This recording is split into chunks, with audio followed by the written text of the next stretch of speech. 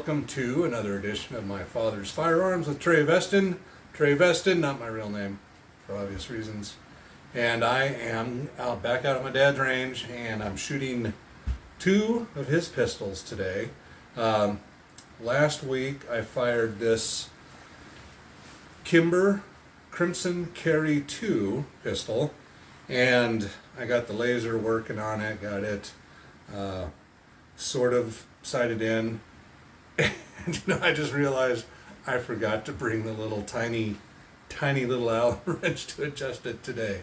But that's okay, because what we're going to be doing is seeing if the reloads that we shot last week that my dad had done, they were semi-wad cutters, 200 grain cast, unknown recipe, can't read his writing, but we're going to feature this firearm, which I have fired before.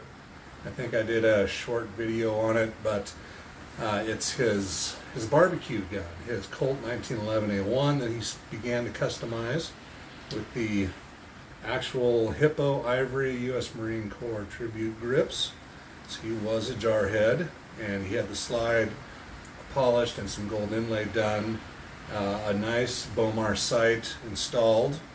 Should be seeing the close-up of the pistol right now while I'm talking.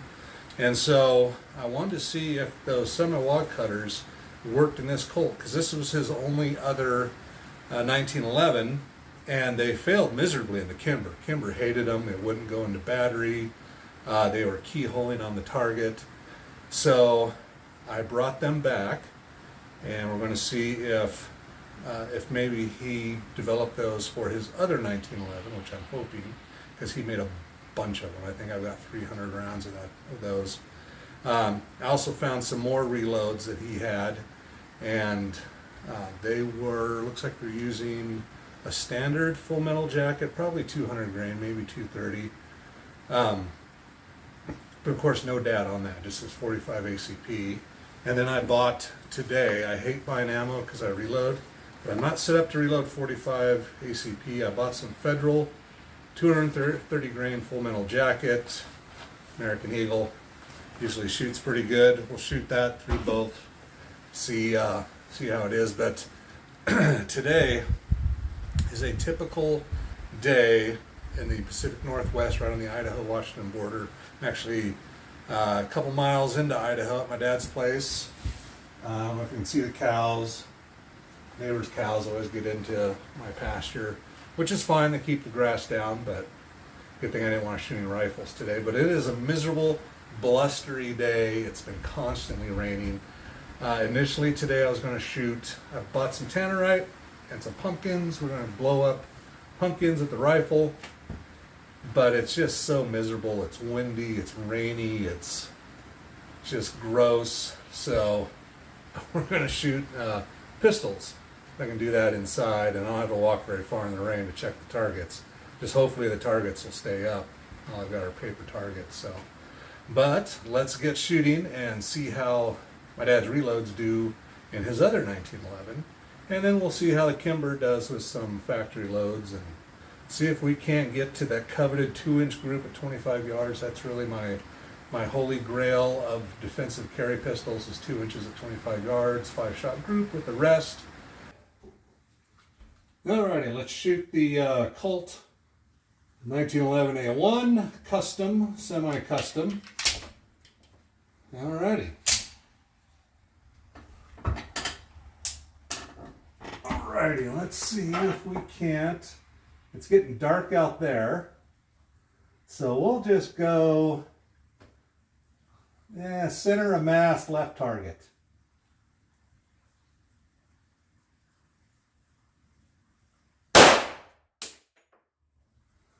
And we are going into battery. We're feeding well.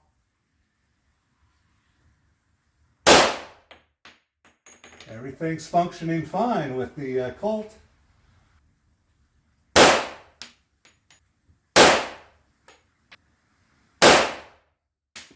Alrighty.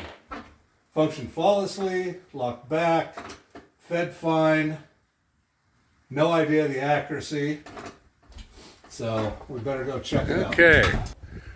Cows have kind of moved off the shooting. Alrighty, sights are pretty much on, center of mass. Not a great group, 6 inches or so, but it functioned fine. Not ideal conditions. It was dark, shooting at a dark target. Bullseye target like we had last week might have been a little bit better, but there you go. That ammo apparently was made for this pistol because it feeds it fine and it's on target with it, so good to know. And yeah, just a blustery day, but it is hunting season. Like I said, there's always deer or elk over there. And today, let's see if this camera will, there's a ton of elk. And I can't zoom in enough to see, to tell if there's any bulls. Definitely a big herd of elk. 1, 2, 6, 7, 8, 9, 10, 11, 12, 13, 14, 15, 19, 20, 21, 22, 23, 24 elk. 24 elk. There's got to be a big bull in there somewhere. And like I said, we're shooting here and they're just not paying me any attention, not paying any attention to the highway here. So, gotta love Idaho. Oh, that's smooth. Alright, and this pistol is smooth. It feels nicer than the Kimber. I know there's controversy. Alrighty, so at the Federal we shot center of mass. We got 5, a little high. Let's shoot at the head. And it functions perfect. Recoil feels the same as my father's reloads. Okay,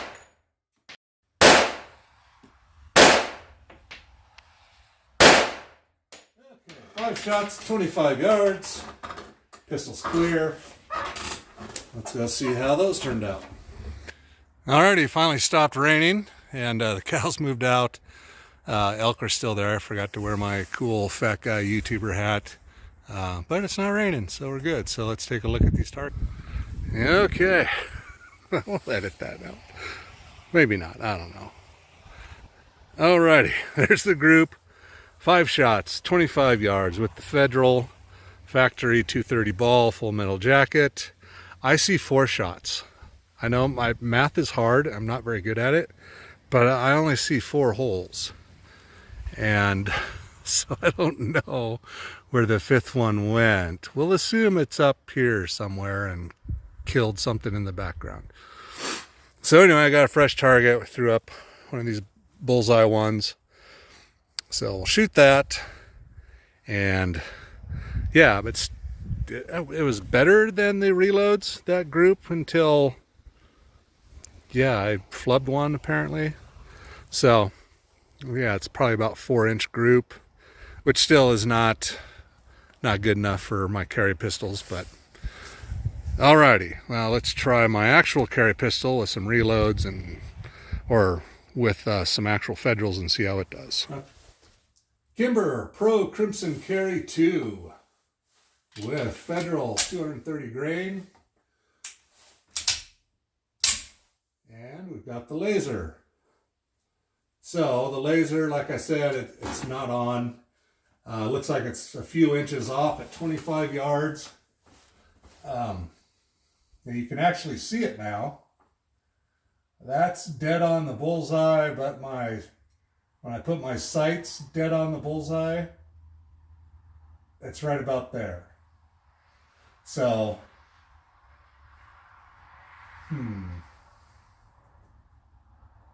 what to do? Let's just use the laser as kind of a guide. So okay, let's put the laser dead on the right target. And I have not had coffee today. So alrighty, let's 5 rounds, see how it does.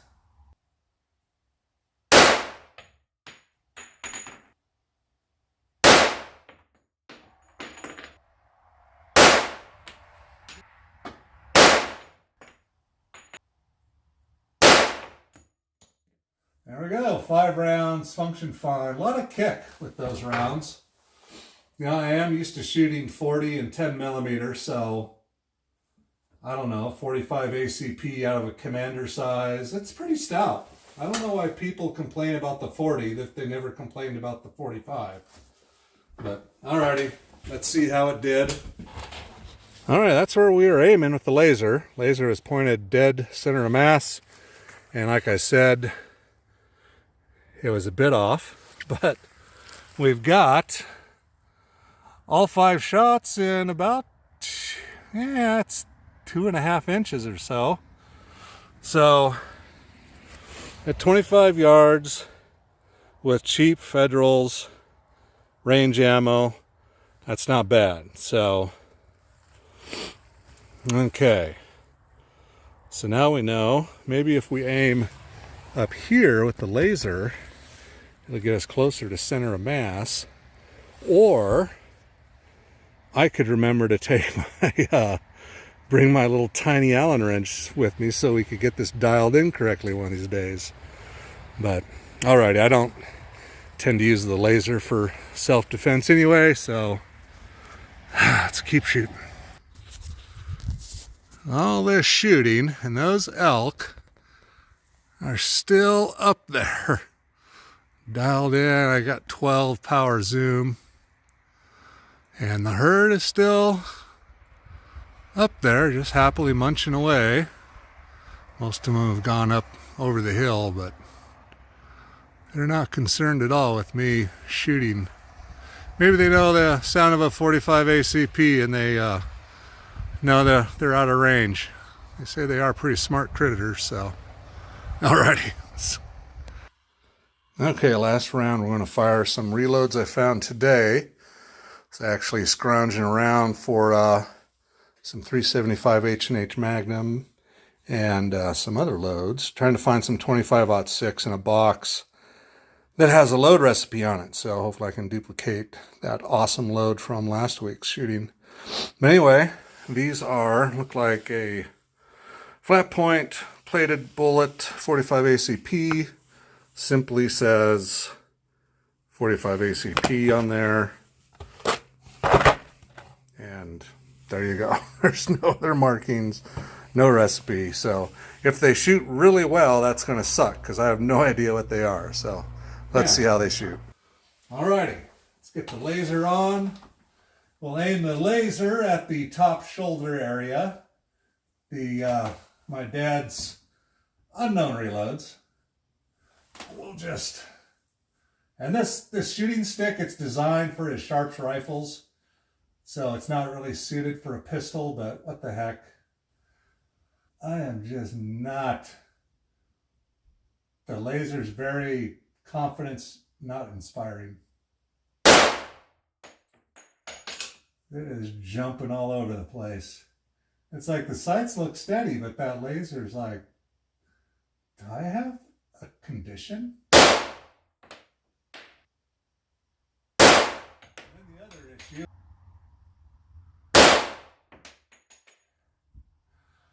So, you know, if I can get 2.5, 3 inches out of this thing, that might be all I can expect with under these conditions. Alrighty, but Dad's reloads function fine. Kick was not bad. We'll see how accurate they are. Alrighty. Okay, we were aiming there in hopes it'd go center mass, and it did for the most part.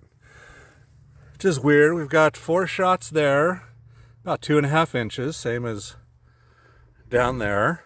And then we've got this one ginormous flyer, which that opens it up to like 10 inches. So obviously that was my fault, unless my dad just had a wild cartridge that he didn't seat properly or something. But he was one of the best reloaders in the region, so I'm gonna say that's me. So alrighty, that's it for shooting. It's getting dark.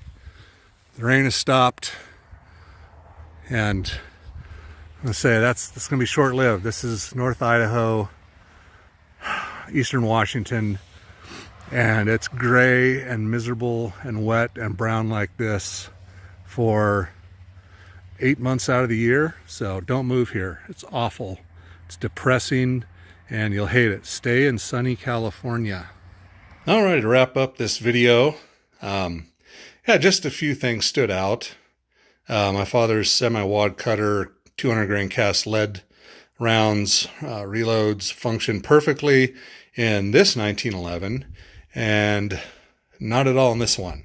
So obviously he tailored them for the throat and barrel and all that for this one.